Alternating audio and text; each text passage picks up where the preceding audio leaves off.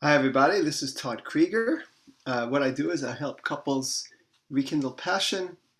I help couples heal from infidelity, and I help individuals heal from all kinds of trauma, betrayal trauma included, which is a little bit of what I'll be talking about today for you. The name of my talk today is What's Wrong with Me? What Many Betrayed Partners Tell Themselves. Common thing in my practice, when a partner of any gender is a victim of betrayal, it's easy to say, what's wrong with me? So I'm going to talk about 5 different points that I think are important to help people understand where that comes from and also how to shift it.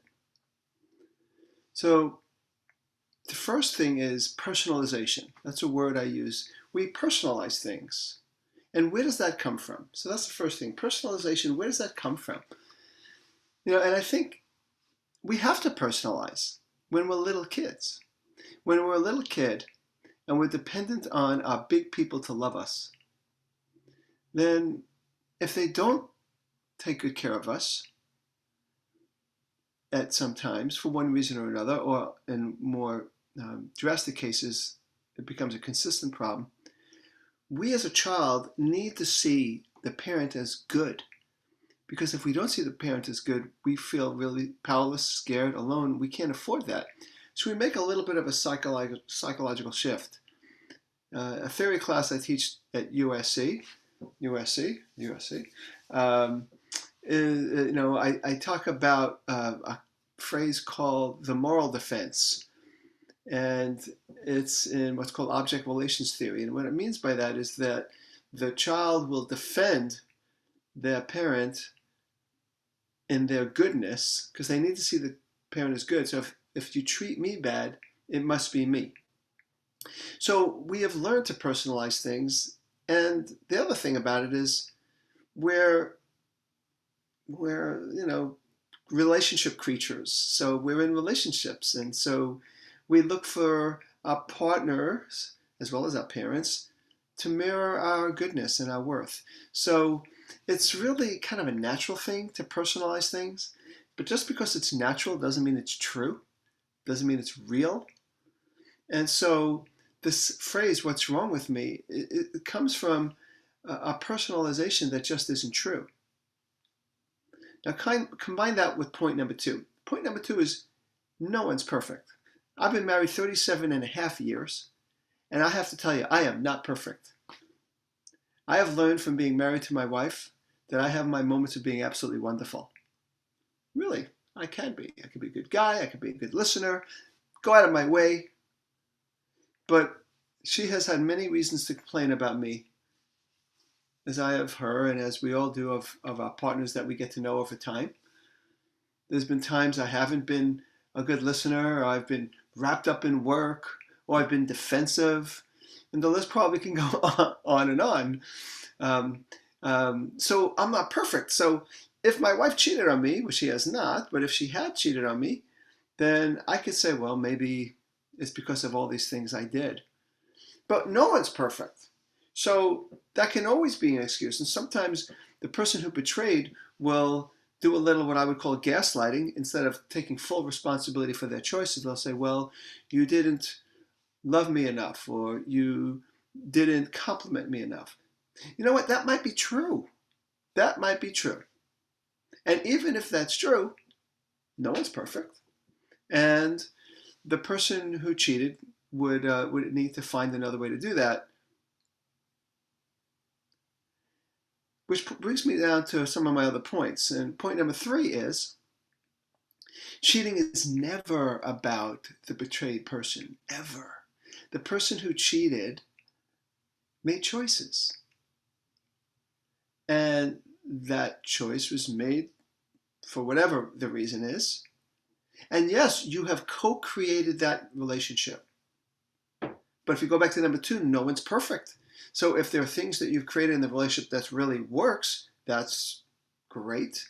And if you've co-created a relationship where it caused some pain or difficulties or even deprivation on the partner's point, well, that's normal too, because no one's perfect.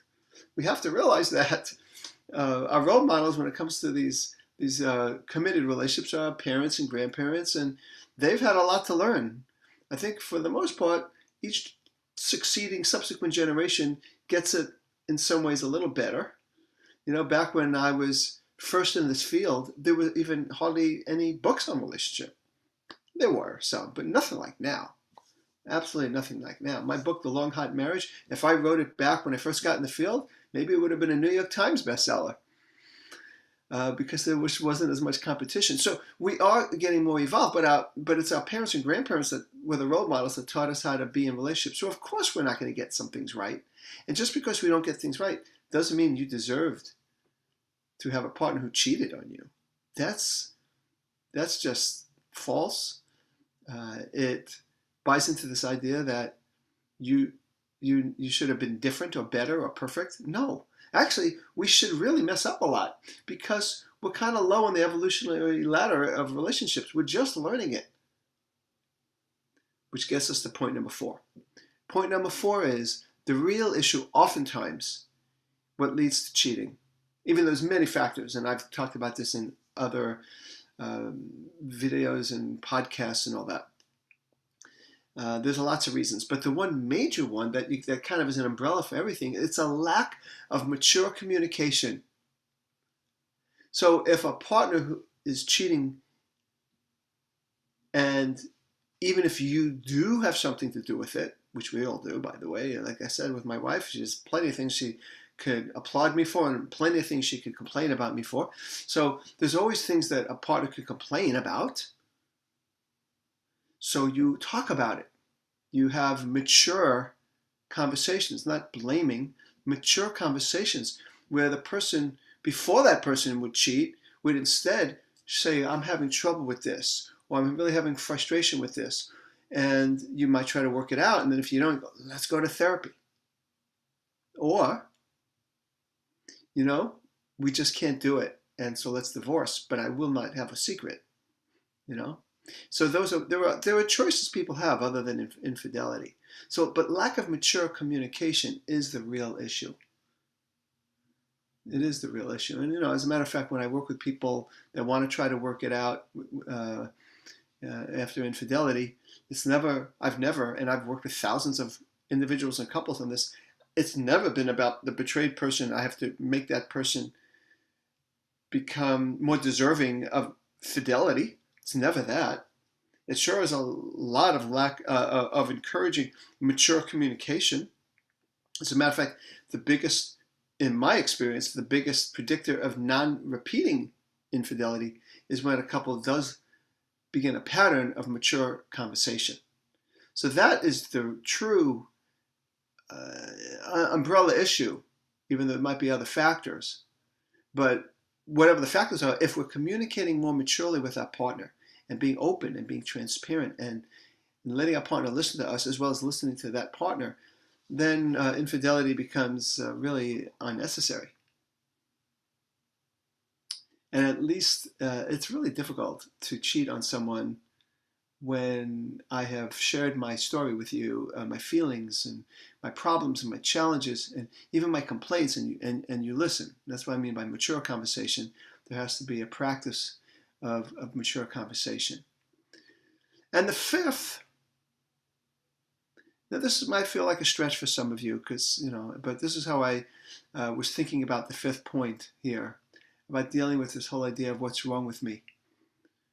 You know, infidelity sucks. It's not a pretty picture. It's not good. But I encourage betrayed people to use the infidelity to practice shifting out of that cognitive bias of personalization that I started this with. It's an opportunity to practice being the sun and not the moon. I'll explain my metaphor. I think most people act like the moon, and it has to do with our personalizations. It has to do with that we depend on other people for our physical survival, as well as our emotional survival and our need to attach. And so we are looking for somebody out there to reflect our light. And actually we need that when we were little. If we get a good dose of it, We internalize it and now we feel it inside. But if you have a partner or a parent, or let's say a partner, who is not reflecting how wonderful you are, and you personalize it, you're acting like the moon. It's like, I have no light on my own. I'm the moon. The moon has no light of its own. It needs the sun to reflect its light. However, what I do with my people that were betrayed is I help them reclaim their sun. In other words, reclaim that the light is within them. If you've had a family background where you didn't get the proper nourishment and nurturance, sure, there's a little more work to do there. But even there, it's possible to claim your light. Because we are all born deserving of love, every single one of us. And perfection is not a prerequisite to receive love. We know that as parents, that when we're healthy parents, when we don't give our kids conditional love, we give them unconditional love.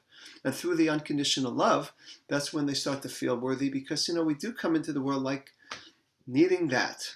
But ultimately, we need to claim our sun. You are radiant.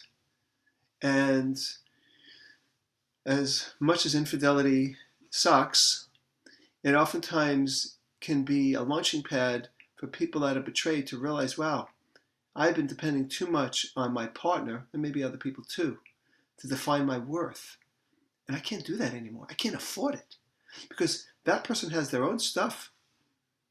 And so I have to learn to find that sun inside of me, which isn't that hard to do. It actually starts with grieving that you can't depend on other people to reflect your light, that you already have it. It's like you don't need them. It's already there. Now, I'm not trying to be nonchalant about it, and I know that oftentimes we have to do some psychological unlearning to get there. But once we unlearn all the negative stuff we've learned from our parents and our partner and whoever, what we discover is we're pretty good. We're great. We're not perfect, but we're lovable. We're worthy. Yes, no one's perfect, but I deserve honesty. I deserve fidelity. And if you can't give that to me, then you better work on you. And if you can't work on you and get there, then I have some decisions to make. So anyway, I just wanted to share those points. This is Todd Creager, making the world safe for love.